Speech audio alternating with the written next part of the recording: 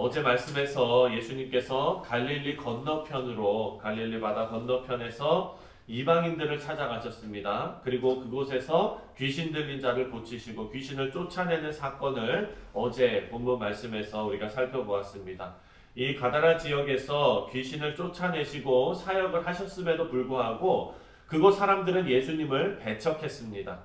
마태는 이 세상에 아직 원수 마귀가 완전한 심판을 앞두고 활개를 치고 있는 상황이다라는 것을 우리에게 알려주고 있습니다. 하지만 완전한 심판은 이미 시작이 되었습니다. 예수님께서 재림하심으로 그것이 완성될 것입니다. 예수님께서 배척받으신 그 사건과 연결해서 오늘 본문이 지금 나오고 있습니다. 오늘 말씀은요, 예수님께서 병자들을 고치시는 그런 사건입니다.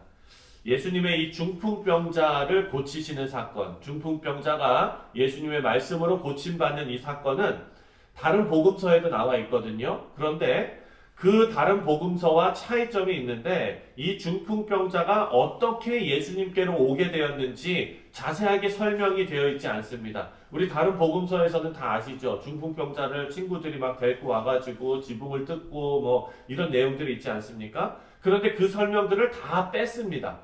우리는 이 마태의 의도를 또 한번 생각해 봐야 합니다. 이 중풍병자가 친구들의 손에 의해서 지붕 뚫고 예수님께 왔는데 이런 설명 다 없애고 예수님께서 이 사람들의 믿음을 보셨다라는 것에만 초점을 맞추고 있습니다. 마태는 지금 예수님께서 이들의 믿음을 보시고 그리고 또 예수님께서 이 병을 고치시며 하신 말씀, 바로 죄 용서하시는 예수님이다. 죄를 사하시는 예수님이다. 이것을 지금 의도적으로 알려주고 있는데요. 예수님께서 병을 고치시고 죄를 용서하시는 것과 그리고 사람들의 믿음을 의도적으로 지금 마태는 연결시키고 있는 것입니다. 그래서 예수님께서 말씀하신 믿음은 단순히 내 병이 낫게 될 것이다 라는 그것이 아니다. 십자가에 달려 죽으시고 죄를 사해 주실 예수님을 믿는 믿음이라는 것을 지금 알려주고 있습니다. 2절 말씀을 함께 읽겠습니다. 2절 시작. 침상에 누운 중풍병자를 사람들이 데리고 오거늘 예수께서 그들의 믿음을 보시고 중풍병자에게 이르시되 작은 자야 안심하라 내 죄 사함을 받았느니라. 아멘. 그들의 믿음을 보시고 그리고 내 죄 사함을 받았느니라. 믿음을 보신 예수님께서 내 병이 나았다가 아니라 죄 사함을 받았다라고 선언하십니다. 마태는 의도적으로 지금 이것을 강조하고 있는 겁니다. 우리 사랑하는 성도님들, 마태는요, 예수님께서 십자가에 돌아가신 이 구원의 역사가 아무에게나 주어진 것이 아니라 예수님을 믿는 자들에게, 예수님을 믿는 자들, 구주로 믿는 자들에게 주어졌다는 것을 강조하고 있습니다. 그리고 이 믿음은 지극히 개인적인 하나님과의 관계였다라는 것을 알려줍니다. 누가 대신해 줄 수 없습니다. 이 중풍병자를 데리고 온 것이 친구들이지만 그 중풍병자의 믿음이 그를 고친 것입니다. 친구들의 믿음으로 대신 고쳐진 것이 아닙니다. 이 말씀을 통해서 내 믿음이, 나의 믿음이 하나님 앞에 온전히 서 있는지 다시 한번 확인하시는 계기가 되시기를 주님의 이름으로 축원드립니다. 9절부터 13절을 보면은요, 예수님께서 의인을 부르러 오신 것이 아니고 죄인을 부르러 오셨다라고 말씀하십니다. 우리 13절을 함께 읽겠습니다. 13절 시작. 너희는 가서 내가 긍휼을 원하고 제사를 원하지 아니하노라 하신 뜻이 무엇인지 배우라. 나는 의인을 부르러 온 것이 아니요 죄인을 부르러 왔노라 하시니라. 아멘. 사실 이 말씀은 다른 복음서에는 없고요, 마태복음에만 유일하게 기록된 말씀입니다.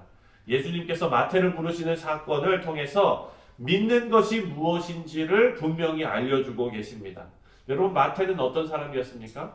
세리였죠. 세관이었습니다. 오늘 본문에도 나옵니다. 세관이었습니다. 모두 죄인으로 여겼던 세관이었는데 예수님께서 말씀하십니다. 나를 따르라 라고 말씀하셨어요.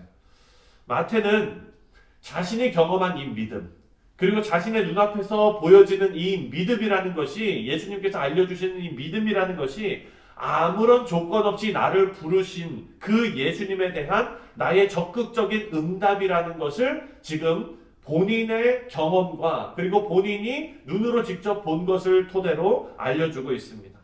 이 믿음은 예수님께서 나를 따르라 라고 부르신 그 예수님께 우리가 매일매일 반응하는 것이 믿음입니다. 이렇게 믿음으로 예수님께 부르심을 받고 또 믿음으로 용서받은 사람들이 받는 복이 있습니다.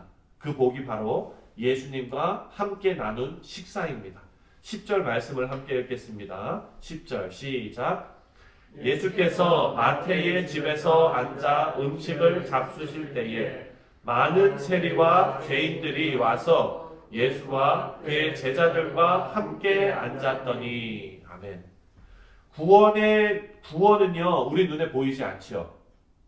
하지만 예수님께서 죄인들과 함께 앉아서 식사 나누시는 모습은 모든 사람들이 볼 수 있는 모습이었습니다. 그래서 예수님께서 의도적으로 죄인들과 함께 앉아서 기쁨에 그리고 아름다운 이 식사 교제를 하심으로써 눈에 보이지 않는 구원의 모습을 사람들에게 보여주신 것입니다. 시청각 교육을 하신 거예요. 이런 죄를 구원하시는 하나님의 은혜가 나타나는 것을 보면서도 바리새인들은 예수님을 비난합니다.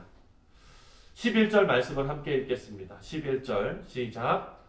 바리새인들이 보고 그의 제자들에게 이르되 어찌하여 너희 선생은 세리와 죄인들과 함께 잡수시느냐. 바리새인들은요 천국의 모형이 지금 눈앞에 나타나 있는데도 불구하고 그 진정한 가치를 보지 못했습니다. 그리고 예수님을 비난했습니다. 자기 생각과 자기 감정 때문에 엄청난 하나님의 은혜를 놓치고 있는 것입니다.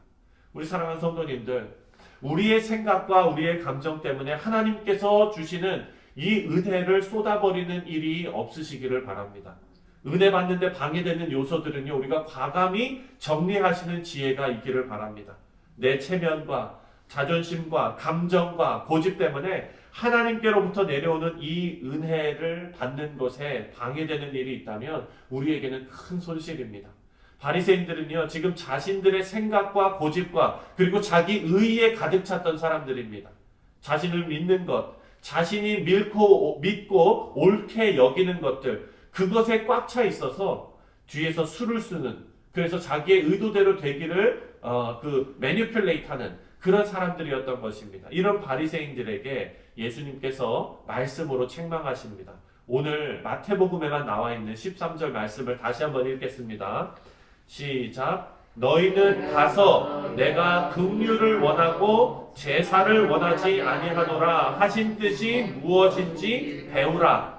나는 의인을 부르러 온 것이 아니요 죄인을 부르러 왔노라 하시니라. 아멘. 여러분, 이 말씀은 호세아서에 예언되어져 있던 말씀입니다. 호세아서를 읽으면서 가장 핵심적인 말씀은 바로 6장 6절입니다. 이거예요. 내가 긍휼을 원하고 제사를 원하지 않노라 하신 뜻이 무엇인지 배우라. 너희 바리새인들 하나님의 말씀 줄줄 외운다면서, 너희 서기관들 하나님의 말씀을 여기에 두고 산다면서 호세아 6장 6절에서 말씀하신 말씀을 가서 다시 배우고 와라. 예수님께서 이렇게 말씀하시는 거예요. 사랑하는 성도님들, 예수님께서 죄인들과 세리들과 같이 앉아서 식사하시는 그 모습은요, 하나님과 죄인들의 완벽한 화평의 관계였습니다. 옛날 그 이스라엘 사람들이 살아가던 그 오래전 그 시대에는요, 텐트를 짓고 살지 않았습니까? 사막에서 사는 사람들, 베두인 사람족들이라 그러는데, 거기에서는요, 손님이 오면은 그 손님을 3일간은 따뜻하게 맞아주는 것이 전통입니다. 그래서 내가 모르던 손님이 왔어요. 그 손님이 우리 집에 들어왔을 때는 텐트 안에 드리고 그리고 식사를 나눕니다. 그 식사 자리에 앉아서 소금을 건네면서 그 식사를 하는 그 과정, 그 시간 동안에 이 주인과 그리고 이 손님은 완벽한 샬롬의 관계가 되는 거예요. 이제는 나의 적이 아니라 나와 화평을 맺은 사람이 되는 거예요. 그 아름다운 식사를 나누는 과정에 어떤 일이 있어야 되냐면, 이 주인의 첫째 아들이 텐트 밖에서 창을 들고 칼을 들고 무기를 들고 이들을 지킵니다. 만약에 나의 손님으로 온 이 사람, 나와 지금 화평케 된 이 사람을 죽이기 위해서 어떤 사람들이 달려온다면, 죽이려고 온다면 이 사람이 죽기 전에 내 아들이 먼저 죽는 것입니다. 밖에서 싸우니까요. 사랑하는 성도님들, 이것을 생각한다면 오늘 이 식사 장면이 어떻게 보이십니까? 하나님의 구원의 역사로 예수님께서 이 땅에 오셨습니다. 하나님의 아들이신 예수님께서 죄인이었던 우리, 하나님과 화평케 하시는 그 식사 자리를 위해서 예수님께서 먼저 죽으신 것입니다. 근데 그 아름다운 장면, 그 영광스러운 장면, 그 은혜로운 장면을 모든 사람들이 같이 보고 있음에도 바리새인들은 그 은혜를 발견하지 못했던 것입니다. 예수님의 사역을 통해 나타나는 하나님의 자비는요, 바로 죄인들이 회개하기도 전에 예수님께서 나를 따르라 라고 부르신 그 은혜입니다. 예수님께서 우리 모두를 부르셨습니다. 그리고 이제 식사 교제를 나누면서 죄 용서와 하나님의 자녀로서 누리는 풍성함을 우리에게 경험케 하셨습니다. 기도하기는 우리 사랑하는 성도님들이 여러분의 인생이 주님의 부르심과 그리고 아름다운 교제 안에서 주님과 영원히 함께 하시는 그런 인생이 되시기를 주님의 이름으로 축원드립니다. 기도하겠습니다.